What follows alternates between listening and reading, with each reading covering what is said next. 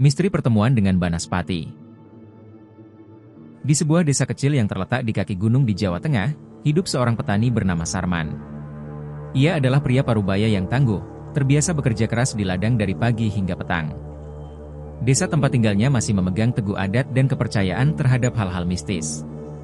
Meski begitu, Sarman bukanlah orang yang mudah percaya pada cerita-cerita gaib yang sering dibicarakan orang tua di desa.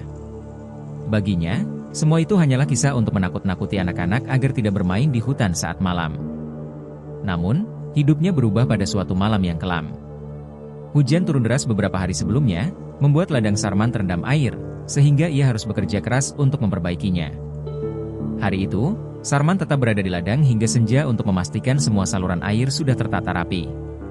Sarman tahu, ia akan pulang kemalaman, tapi ia merasa yakin bahwa jalan pintas melintasi hutan bisa menghemat waktu, meskipun banyak cerita seram yang menyelimuti hutan tersebut. Setelah matahari tenggelam, hutan mulai berubah menjadi tempat yang berbeda. Pohon-pohon besar menjulang dengan bayangan gelapnya, dan suara serangga malam menggema di antara daun-daun yang basah.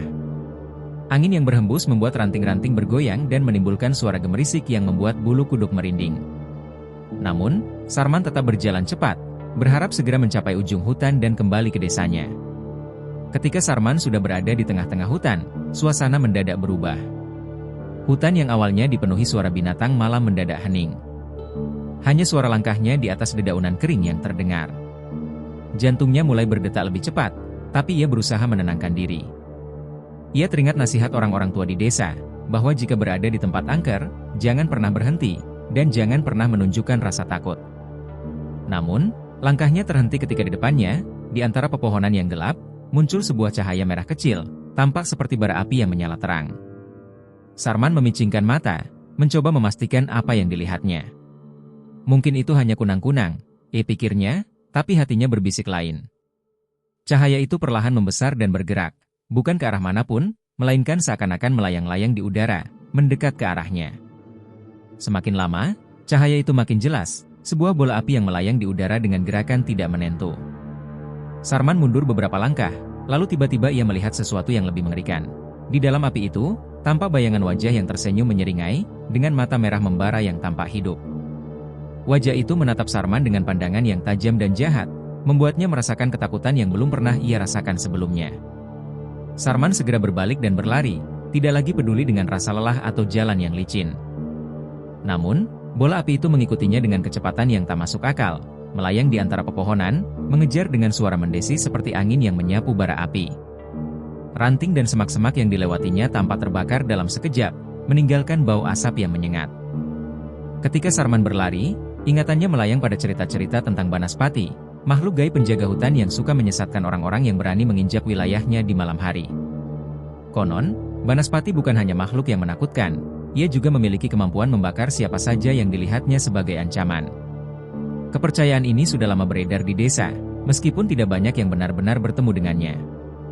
Napas Sarman makin terengah-engah, tubuhnya dipenuhi keringat dingin, namun ia tak berhenti berlari. Di tengah pelariannya, ia teringat bahwa di dekat situ ada sungai kecil.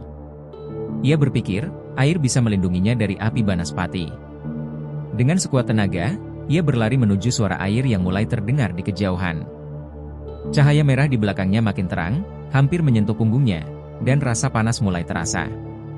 Akhirnya, Sarman tiba di tepi sungai kecil itu.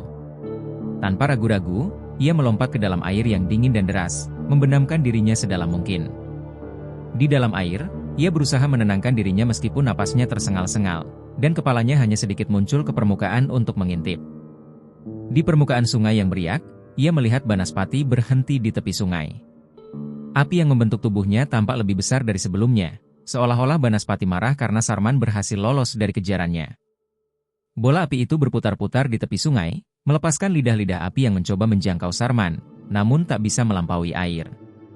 Mata merah di dalam api itu terus menatapnya, membuat Sarman merasa ketakutan yang mendalam. Banaspati terus mengelilingi tepi sungai, seperti hewan buas yang mengawasi mangsanya dari kejauhan. Api itu memantulkan cahaya merah di permukaan air, menciptakan bayangan menari di antara pepohonan. Setelah beberapa saat yang terasa seperti selamanya, Banaspati mulai meredup, seolah-olah kekuatannya melemah ketika tidak bisa menjangkau Sarman. Ia menghilang perlahan, larut di dalam kegelapan malam yang pekat, menyisakan jejak asap tipis yang hilang tertiup angin. Sarman tetap bersembunyi di dalam air, tubuhnya menggigil karena dingin, tetapi ia tidak berani keluar hingga yakin Banaspati benar-benar telah pergi. Ia tetap berendam hingga tubuhnya hampir kaku, dan setelah beberapa waktu, suara binatang malam mulai terdengar kembali, menandakan alam kembali normal.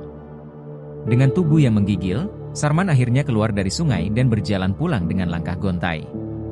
Sepanjang perjalanan, ia merasa seperti orang yang baru saja selamat dari maut.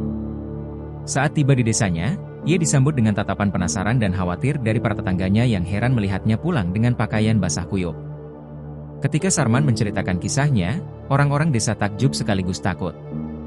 Mereka percaya bahwa Sarman telah benar-benar melihat Banaspati, sang penjaga hutan. Sejak malam itu, Sarman tidak pernah lagi meremehkan cerita-cerita mistis yang sering dibicarakan para tetua desa. Pengalaman itu membekas dalam benaknya, sebagai peringatan bahwa ada hal-hal di dunia ini yang tidak bisa dijelaskan oleh logika, dan bahwa alam memiliki kekuatannya sendiri yang perlu dihormati. Kisah ini beredar di desa Sarman dan sekitarnya, menjadi cerita peringatan bagi siapa saja yang ingin melintasi hutan di malam hari.